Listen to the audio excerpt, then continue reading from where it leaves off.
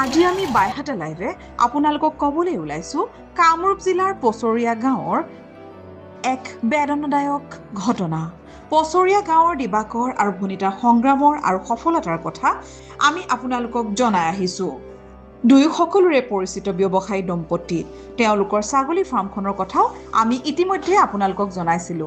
অসমৰ লগতে বিভিন্ন ঠাইলৈ তেওঁলোকৰ ছাগলী বিক্ৰী হোৱা লগতে 2-4জনক কৰ্মসংস্থাপনো দিছে। কালিৰ পৰা তেওঁলোক আছে একেবাৰে কষ্টত। নিথৰ হৈ পৰি আছে ছাগলীবোৰ। দিবাকৰ আৰু ভনিতাৰ উপাৰ্জনৰ মূল ৭৫টাকৈ ছাগলী মাৰি পেলালে দুৰ্বৃত্তই। এতিয়া কেৱল দুয়োৰে চকুত চকু পানী। কোনোবা নৰ পাপিষ্ঠই সিহঁতৰ ছাগলী ফাৰ্মখনৰ ৭৫টা ছাগলী বিষ দি মাৰি পেলালে।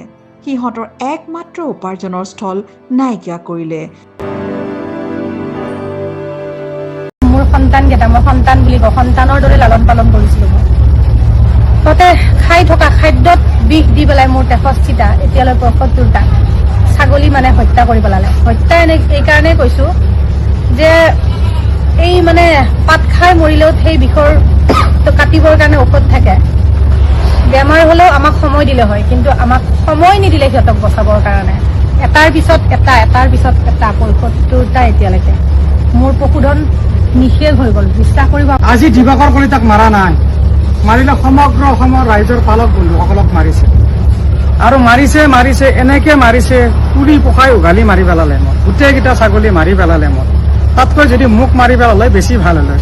কিমান যুৱ চাম উঠি আহিছিল মোৰ ফাৰ্মখন চাই, মা পদুমী গড ফাৰ্ম চাই কিমান পালক বন্ধু উঠি আহিছিল, কিমানে ছাগলী ফাৰ্ম কৰিছিল। এতিয়া ছাগলী ফাৰ্ম কৰিবৰ কাৰণে ভয় কৰিব।